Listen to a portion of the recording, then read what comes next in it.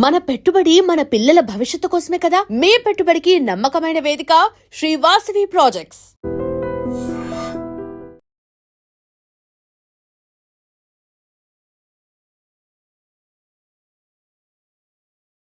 ఎలా ఉంది experience? Super. Social media దుమ్ము లేపేస్తున్నారు. ఈరోజు ట్రెండింగ్ అనమాట. ఇప్పుడే కాదు, రాజాసాబ్ అనుకున్న దగ్గర నుంచి ఎప్పుడెప్పుడు వస్తుందని ఫ్యాన్స్ వెయిటింగ్. సో ఇప్పుడు మీ నుంచి వచ్చిన మీకు వచ్చిన బెస్ట్ కాంప్లిమెంట్ ఏంటి? నాకు వచ్చిన బెస్ట్ కాంప్లిమెంట్ అంటే ప్రభాస్ గారిని ఎలా చూడాలనుకుంటున్నామో అలా చూపించామనేది ఒకటి. నెక్స్ట్ ఎలా చూపించాలో అలా అనుకుంటున్నాం అనేది. నెక్స్ట్ ఇంకొకటి, సినిమా చాలా కొత్తగా ఉందని, ఈ జోనర్లో ప్రభాస్ గారిని పెట్టడం అనేది అదొక పెద్ద ఎలిమెంట్ అని. ఇలా అసలు రకరకాలుగా ఇంకా అన్ని పాజిటివ్ కామెంట్స్. ఎక్కడా కూడా ఇలా తీస్తే దాని గురించి టాపిక్ లేకుండా వాళ్ళకు చిన్న సర్ప్రైజింగ్ షాకింగ్ ఎలిమెంట్ లాగా ఉంది. మేము ఫస్ట్ నుంచి ఫీల్ అయింది అది ఇవాళ ఓపెన్ చేసాము. నిజంగా చాలా హ్యాపీగా ఉందండి మీ అందరు ఇలా మాట్లాడటం. బిగ్గెస్ట్ హారర్ ఫ్యాంటసీ ఇండియన్ స్క్రీన్స్లో అన్నారు అంటే దాని మీనింగ్ ఏంటి సార్? డెఫినేషన్ ఏం చెప్తారు? అంటే నేనేంటంటే 2012లో ప్రేమ కథ చిత్రం తీశాను. అప్పుడు తీసినప్పుడు ఏంటంటే హర్రర్ కామెడీ. దాని తర్వాత ఒక నియర్ బై ఒక 500 ఫిలిమ్స్ వచ్చి ఉంటాయి ఈ సౌత్ ఇండియా మొత్తంలో. హిందీలో కూడా ఆ జానర్ వెళ్ళింది. బట్ హర్రర్ కామెడీలో కాకుండా హర్రర్ కామెడీలో ఒక ఫ్యాంటసీని యాడ్ చేయటం అంటే ఇంతవరకు అంటే హాలీవుడ్లో కూడా వేరే చేశారు కానీ జానర్స్ ఇలా రెండు మిక్సెస్ చేయలేదు. దాన్ని నేను యాక్చువల్గా రాసి దాన్ని కొత్తగా చేశాను. అది ఫైనల్ అవుట్పుట్ అయితే చాలా బాగా వచ్చింది. అదే సార్ ఫస్ట్ టైం ముందు మాట్లాడుతూ ఆయన ఫింగర్స్ కూడా యాక్ట్ చేస్తాయి అని చెప్పారు మీరు. వెనక నుంచి నడుస్తున్నా కానీ ఆయన ఇందులో మెయిన్గా 3 జోనర్స్ టచ్ చేశారు: కామెడీ, థ్రిల్లర్, రొమాంటిక్. అవును, మీకు ఏమనిపించింది సార్? 3 పర్ఫెక్ట్గా డీల్ చేశాను అనిపించింది. ఆయన 3 పర్ఫెక్ట్గా కథలో బ్లెండ్ అయిన అనిపించింది. వీటితో పాటు చాలా మంచి బలమైన ఎమోషన్ కూడా ఉందన్నమాట సినిమాలో. అది కూడా మీరు చూస్తారు. సార్ ఫస్ట్ టైం మీరు విఎఫ్ఎక్స్ ఎక్కువ బేస్ అవుతున్నారు. విఎఫ్ఎక్స్ దీని మీద ఏమన్నా కంప్లైంట్స్ ఉన్నాయండి? అంటే మీకు నేర్చుకోవాలి కదండి. నేను వచ్చిందే ఫస్ట్ యానిమేషన్ బ్యాక్గ్రౌండ్ నుంచి. నేను ఆ యానిమేషన్లో నేను 2000 నుంచి యానిమేషన్లోనే చేశాను.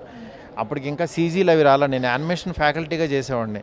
2D యానిమేషను, దాని తర్వాత 3D వాళ్ళకి ఫ్యాకల్టీగా చేసేవాడిని. దాని తర్వాత నాకు ఎప్పుడు ఆపర్చునిటీ రాలేదు. నేను యాడ్స్ ఏవో చేసేవాడిని కానీ దాని తర్వాత ఈ రోజుల్లో బస్ స్టాపు ఈ సినిమాలన్నీ రాయడం యాక్చువల్గా నేను చేసేవాడిని.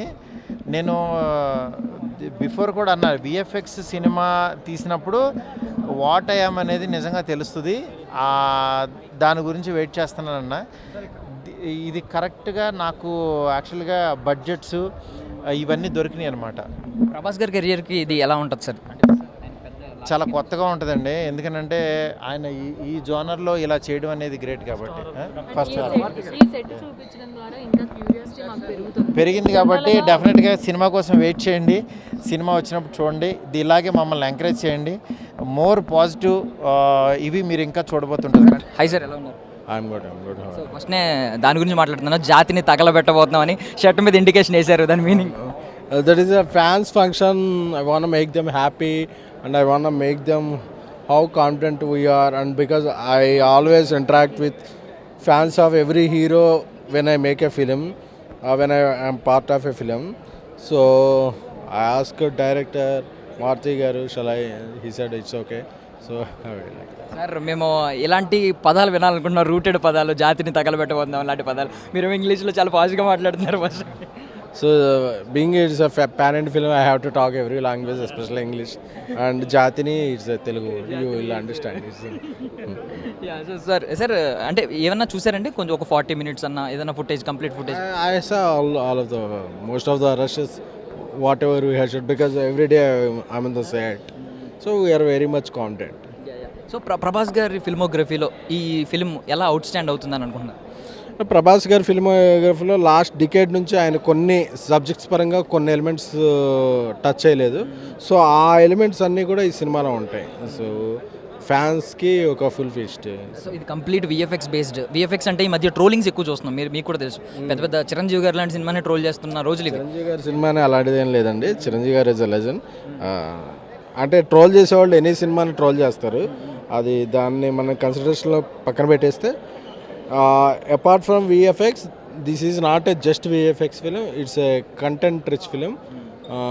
కాంటెంట్ నుంచి అన్నీ వస్తాయి, దాంట్లో విఎఫ్ఎక్స్ ఒక part. So and many Hollywood studios also contributed VFX to the film, so it will I feast. So biggest horror fantasy అని చెప్పి ఒక ఇండియన్ స్క్రీన్స్లోనే, సో దాని డెఫినేషన్ ఏం చెప్తాను? ఇది ఒక 41,000 స్క్వేర్ ఫీట్తో ఒక సెట్ వేసారండి. ఇండియాలోనే ఒక హారర్ సెట్ ఎప్పుడూ వేయలేదు ఇలాంటిది ఒక సినిమాకి. సో ఇలాంటి ఒక 3-4 సెట్స్ ఉన్నాయి ఫిల్మ్లో. So the makers decide to go with the Indian biggest horror fantasy. ఏ సినిమాలో అయినా సరే ప్రోటాగనిస్ట్ యాంటాగనిస్ట్కి తగ్ ఆఫ్ వార్ ఉండాలి. సో ఇక్కడ పెద్ద పవర్ఫుల్ లెజెండ్స్ ఉన్నారు, ఒకరేమో ప్రభాస్ గారు, ఇంకొకరేమో సంజయ్ దత్ గారు. వాళ్ళిద్దరి మధ్య తగ్ ఆఫ్ వార్ ఎలా ఉండబోతుంది? అది ఇప్పుడే టీజర్ వచ్చింది కాబట్టి ఎక్కువ రివీల్ చేయకూడదు, but as you go teaser తర్వాత సింగిల్స్ వస్తాయి, సింగిల్స్ తర్వాత ట్రైలర్స్ వస్తాయి. So everything you will all know. So finally Thaman గారు ఈసారి థియేటర్స్లో స్పీకర్లు తగలబెట్టబోతున్నారు ఏంటి? తమన్ గారికి ఒక స్పెషల్ ఫ్యాన్ ఫాలోయింగ్ ఉంది మ్యూజిక్ సందర్భిస్తే.